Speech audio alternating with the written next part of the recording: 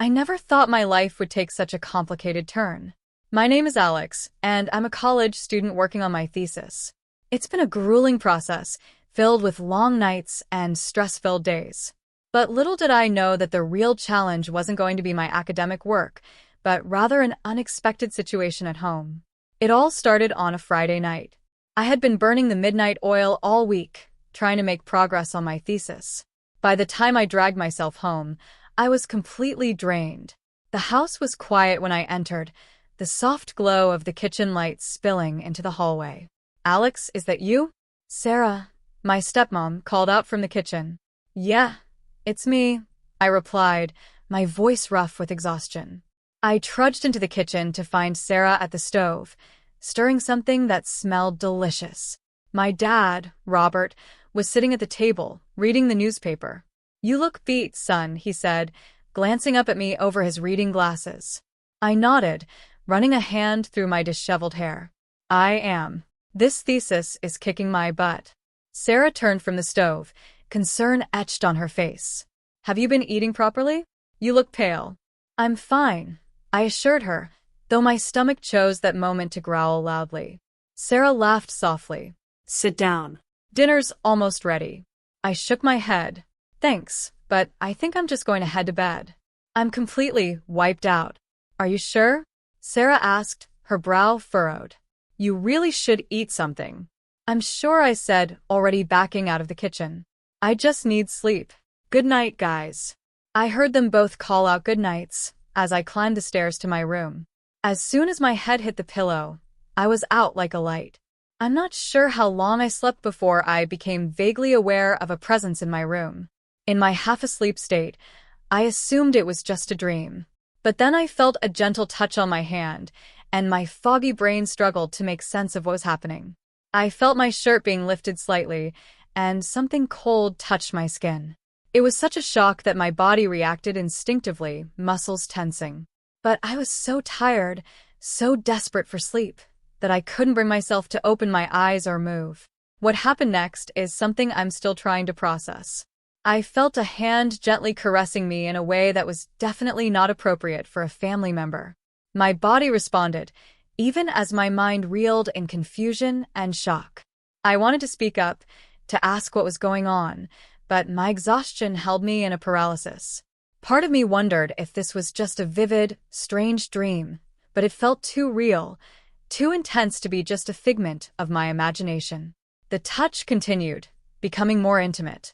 I felt a mix of panic and, to my shame, pleasure. My body was betraying me, responding to the gentle caresses, even as my mind screamed that this was wrong. Just when I thought I couldn't take any more, when I was on the brink of forcing myself awake to confront what was happening, it stopped. I heard soft footsteps retreating, and then silence. I lay there, my heart pounding, my mind racing. What had just happened?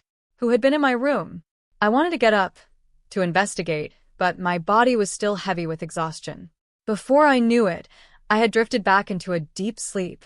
When I woke up the next morning, the events of the night felt like a distant, hazy dream. Had it really happened? Or had my stressed, overworked mind conjured up some bizarre fantasy?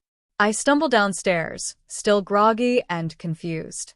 The smell of coffee and bacon guided me to the kitchen, where I found Sarah busy at the stove. "Good morning, sleepyhead," she said cheerfully. "You must have really needed that rest. How are you feeling?" I stared at her, searching for any sign that something was different, that something had changed between us.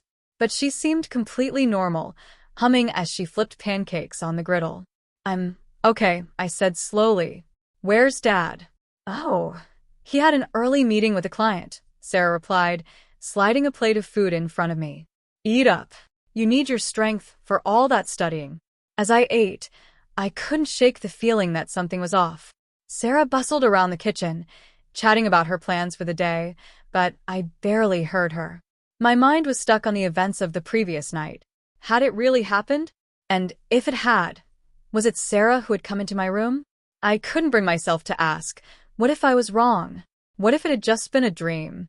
The thought of accusing my stepmom of something so inappropriate made my stomach churn. So I said nothing. I finished my breakfast, thanks Sarah, and headed back to my room to work on my thesis. But as I sat at my desk, staring at my laptop screen, I couldn't focus. The memory of those touches, real or imagined, kept intruding on my thoughts. I spent the next few days in a fog, trying to balance my thesis work with the confusing emotions swirling inside me. Every time I saw Sarah, I felt a mix of embarrassment, curiosity, and guilt.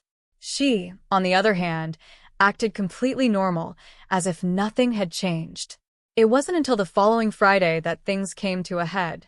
I had gotten out of class early and rushed home to work on my thesis defense, which was scheduled for the next day. I was so focused on my work that I didn't hear Sarah come into my room.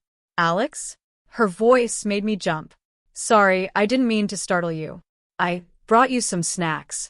You've been working so hard." I turned to face her, my heart pounding. She was standing there, a plate of cookies in her hand, smiling at me like always. But something in her eyes seemed different. Or was I just imagining it? "Thanks," I managed to say, taking the plate from her. Instead of leaving, Sarah perched on the edge of my bed. "How's the thesis coming along?"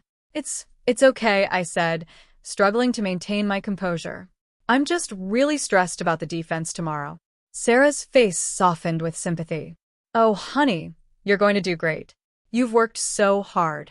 Before I knew what was happening, she had moved closer, her hand resting on my shoulder. The touch sent a jolt through me, reminding me of that night. I couldn't take it anymore. I had to know. "Sarah," I said, my voice shaking. "That night, last week, was that you in my room?"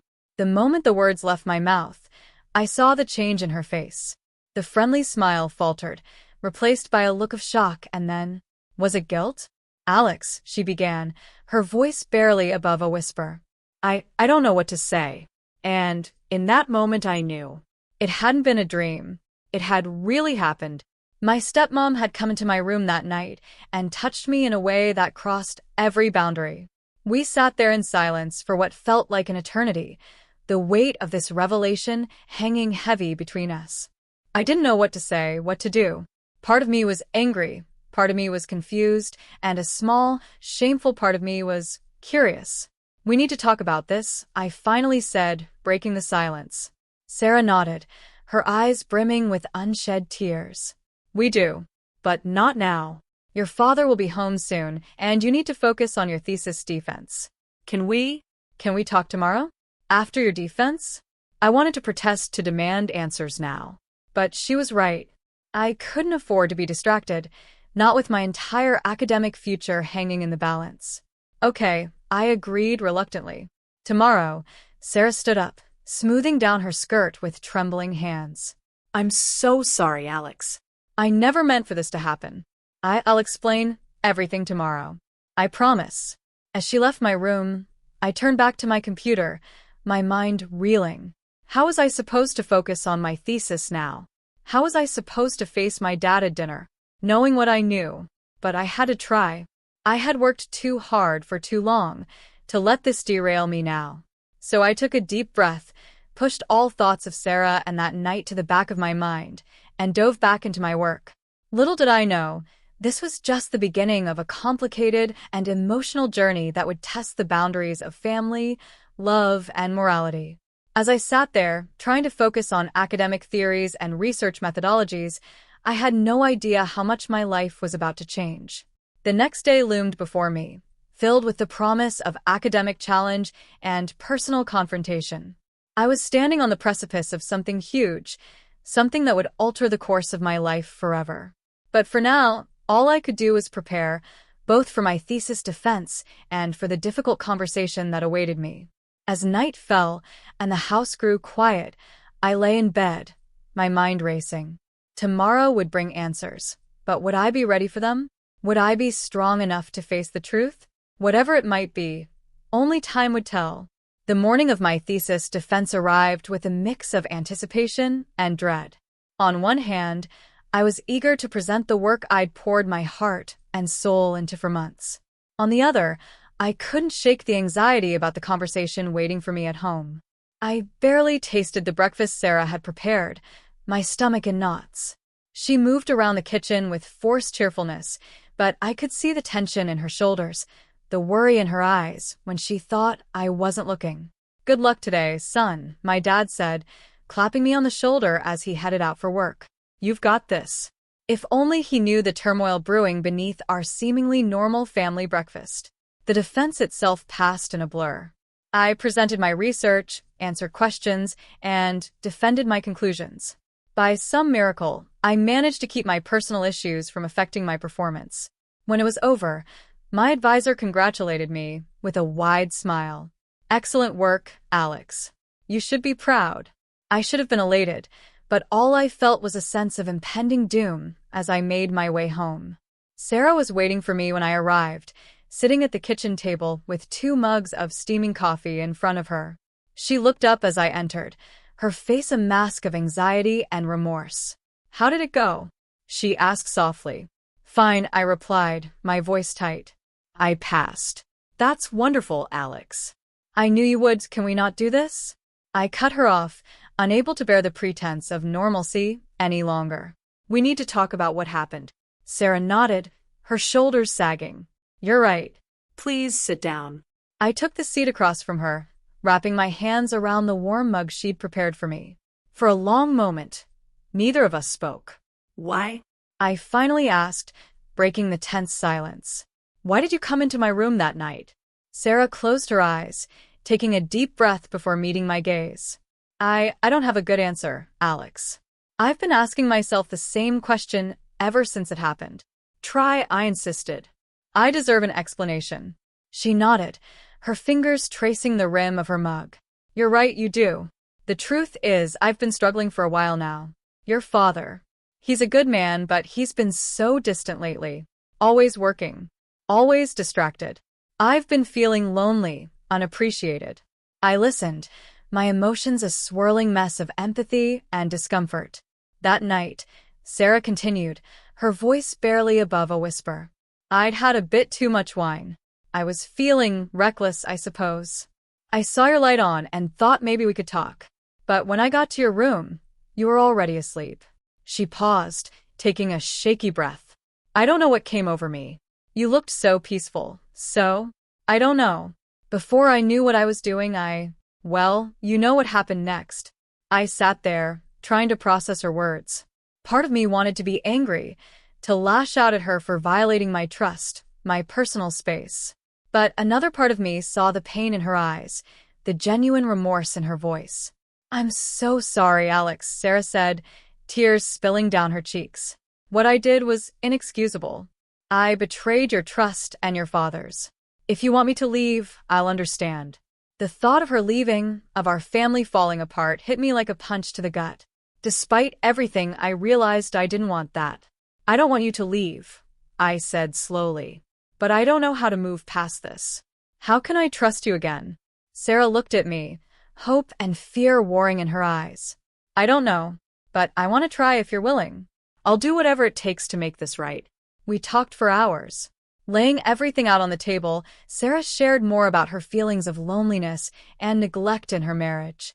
I opened up about my own insecurities and the confusing mix of emotions her actions had stirred in me. As the afternoon wore on, I found myself feeling a strange sense of closeness to my stepmom. Not in the inappropriate way of that night, but in a way I'd never experienced before. For the first time, I was seeing her as a real person, with flaws and struggles of her own. "What do we tell Dad?" asked as our conversation wound down. Sarah's face fell. I don't know, part of me thinks he deserves to know the truth. But another part is afraid of what it would do to our family. I finished for her. She nodded, looking miserable. "I love your father, Alex. Despite everything I do. The thought of hurting him like this." I understood her dilemma all too well. The weight of our secret felt like a physical presence between us. "Maybe," I said slowly, "we don't need to tell him everything. But we should talk to him about the underlying issues. Your feelings of neglect, the distance between you two." Sarah considered this, hope flickering in her eyes. "You think that would be enough?" "I don't know," I admitted. "But it's a start. And maybe it would help prevent something like this from happening again." We agreed to take things one day at a time. Sarah would work on communicating better with my dad, and I would focus on finishing up my college work. We both promised to be more open with each other, to talk through any feelings or issues that came up. As Sarah stood to start preparing dinner, she paused, looking at me with a mix of gratitude and lingering guilt. "Thank you, Alex, for listening, for not hating me. I know I don't deserve your forgiveness." "I don't hate you," I said truthfully. "I'm still processing everything, but—" "I don't hate you," she nodded, giving me a watery smile before turning to the stove. That night as I lay in bed, my mind replayed our conversation. I felt a strange mix of emotions: relief at having cleared the air, lingering confusion about my own feelings, and a new understanding of the complexities of adult relationships. I also couldn't shake a nagging sense of guilt. By agreeing to keep part of what happened a secret, was I betraying my dad? Was I complicit in something I shouldn't be? These questions plagued me as I drifted off into an uneasy sleep. The next few weeks were a strange dance of trying to maintain normalcy while navigating our new reality. Sarah and I were hyper-aware of each other, careful to never be alone together for too long, to keep a respectful distance. I threw myself into my schoolwork, using it as a distraction from the turmoil at home. Sarah, true to her word, made efforts to reconnect with my dad. I'd come home to find them cooking dinner together or planning weekend outings. But underneath it all, the tension remained. Every now and then, I'd catch Sarah looking at me with an unreadable expression. Or I'd find myself remembering that night, my body reacting in ways that filled me with shame and confusion. It all came to a head about a month after our talk. I came home early from class one day to find Sarah alone in the house. She was in the living room, curled up on the couch with a book. "Oh," she said, startled by my entrance, "I didn't expect you home so early." "Professor canceled class," I explained, hovering awkwardly in the doorway. "Where's Dad?" "Working late," Sarah sighed. Again, I could hear the frustration in her voice, see the slump of her shoulders. Without thinking, I moved to sit beside her on the couch. "Are things not going well?" I asked hesitantly. Sarah gave me a sad smile. "I'm trying, Alex. I really am. But sometimes I wonder if it's enough. If we're just too far gone." I felt a hang of sympathy for her. Despite everything, I knew she was genuinely trying to make things work. "I'm sorry," I said, reaching out to pat her hand comfortingly. The moment my skin touched hers, I felt a jolt of electricity. Our eyes met, and suddenly the air between us felt charged with an intensity that scared me. Sarah must have felt it too, because she quickly pulled her hand away, standing up abruptly. "I should start dinner," she said, her voice shaky. As she hurried to the kitchen, I sat there, my heart pounding. What was that? Why did I react that way to a simple touch? I retreated to my room, my mind in chaos. I thought we'd moved past this, that we'd put that night behind us. But clearly there were still unresolved feelings, still a dangerous attraction simmering beneath the surface. That night, I lay awake for hours, grappling with my conscience. I knew what I was feeling was wrong. Sarah was my stepmom, my dad's wife. But I couldn't deny the pull I felt towards her, the way my body responded to her presence. I thought about my dad, about how oblivious he was to everything happening under his own roof. I thought about Sarah, trapped in a marriage that was slowly dying. And I thought about myself, caught in the middle of it all, trying to navigate feelings and situations I was woefully unprepared for. As dawn broke, I made a decision. I couldn't keep living like this, walking on eggshells in my own home, constantly battling these inappropriate feelings. Something had to change. With a heavy heart, I began to pack a bag. Maybe some time away, some distance from this whole situation, would help clear my head. I could stay with a friend for a while, focus on finishing up my last few classes. As I zipped up my backpack, I heard movement in the hallway. Sarah was up, probably starting her morning routine. I took a deep breath, steeling myself for the conversation ahead. I had to tell her I was leaving, had to explain why. It wasn't going to be easy, but it was necessary. With one last look around my room, I opened the door, ready to face whatever came next. Little did I know, the most challenging part of this whole ordeal was yet to come. As I stepped into the hallway, backpack slung over my shoulder, I nearly collided with Sarah. She was on her way to the kitchen, still in her robe, hair tousled from sleep. Her eyes widened as she took in my packed bag and the determined set of my jaw. "Alex?" she asked, her voice tight with concern. "What's going on?" I took a deep breath, steeling myself for the conversation ahead. "I'm leaving," I said, my voice steadier than I felt. I think it's best if I stay with a friend for a while." Sarah's face fell, a mix of understanding and dismay washing over her features. "Oh, Alex," she sighed. "Is this because of yesterday? Because of us?" I nodded, unable to meet her eyes. "It's not just yesterday. It's everything. I can't keep pretending everything's normal when it's not. I need some space to figure things out." She reached out as if to touch my arm, then thought better of it, her hand falling limply to her side. "I understand," she said softly. "But please, can we talk about this first? Your father will be devastated if you just disappear." The mention of my dad sent a pang of guilt through me. In my rush to escape, I hadn't even considered how my sudden departure would affect him. "Okay," I agreed reluctantly. "We can talk." We made our way to the kitchen, the tension between you as palpable. Sarah busied herself making coffee, her movements jerky and uncertain. I sat at the table, my backpack a heavy weight by my feet. As Sarah set a steaming mug in front of me, we heard the front door open. My dad's voice called out, "I'm home." Sarah and I exchanged panicked looks. He wasn't supposed to be back yet.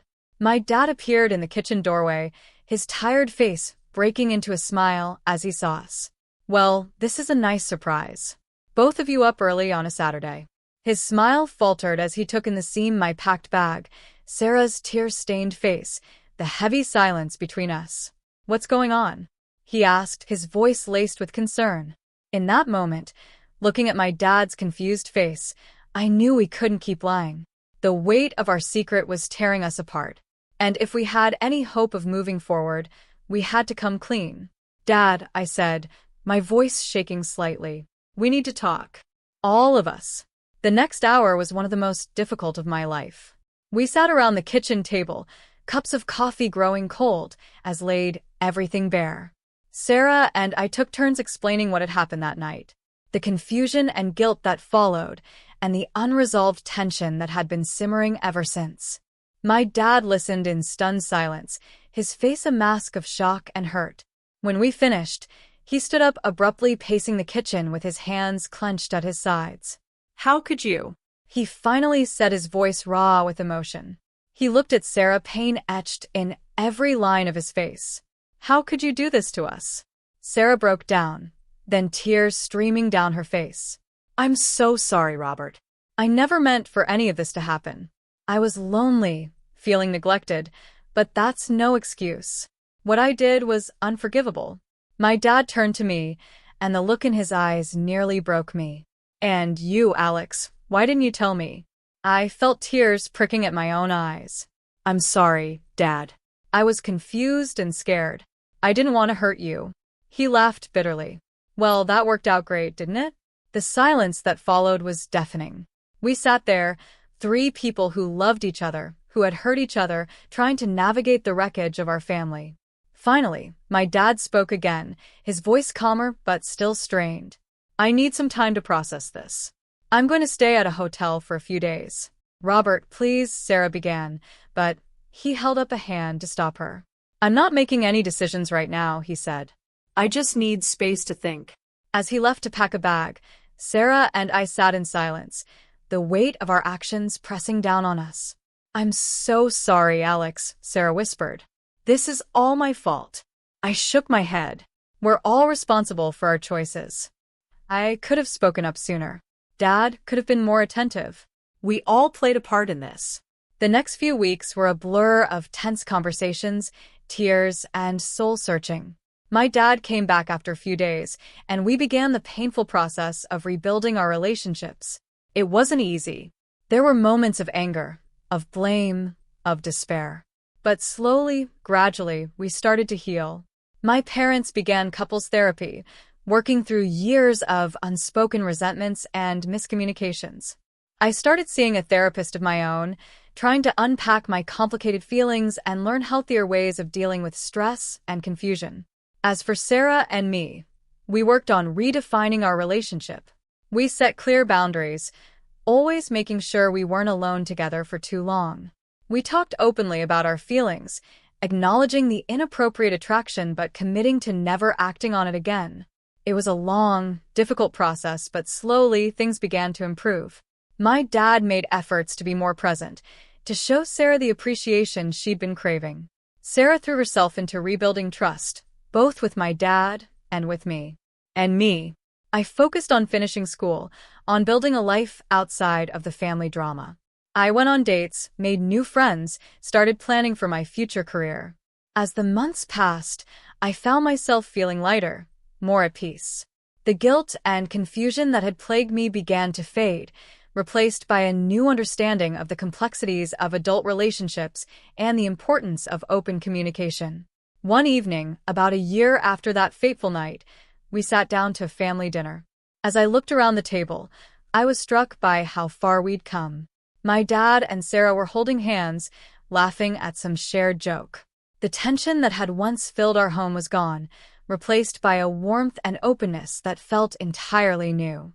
"I'm proud of us," I said suddenly, surprising even myself. We could have let this tear us apart, but we didn't. We faced it head-on and came out stronger. My dad smiled, reaching out to squeeze my shoulder. "We did, son. It hasn't been easy, but I'm grateful we found our way through it."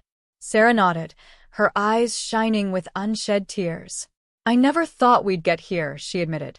"But I'm so thankful we did. I love you both so much." As we continued our meal, talking and laughing, I felt a sense of peace wash over me. We weren't perfect, no family is. We'd made mistakes, hurt each other in ways that once seemed unforgivable, but we'd also found the strength to forgive, to heal, to rebuild. I thought back to that confused, scared version of myself from a year ago, and I wished I could tell him that it would all work out in the end, that the pain and confusion wouldn't last forever, that with honesty, effort, and love, even the deepest wounds can heal. As I helped clear the dishes after dinner, I caught sight of my reflection in the window. I looked older, more mature, but also happier. I had faced one of the most challenging experiences of my life, and come out the other side stronger and wiser. I knew that life would continue to throw challenges our way, but I also knew that we now had the tools and the strength to face them together as a family. That night, as I lay in bed, I felt a sense of gratitude wash over me. Gratitude for second chances, for the power of forgiveness, and for the resilience of the human heart. We had walked through fire and emerged, not unscathed, but unbroken. And as I drifted off to sleep, I felt, for the first time in a long time, truly at peace.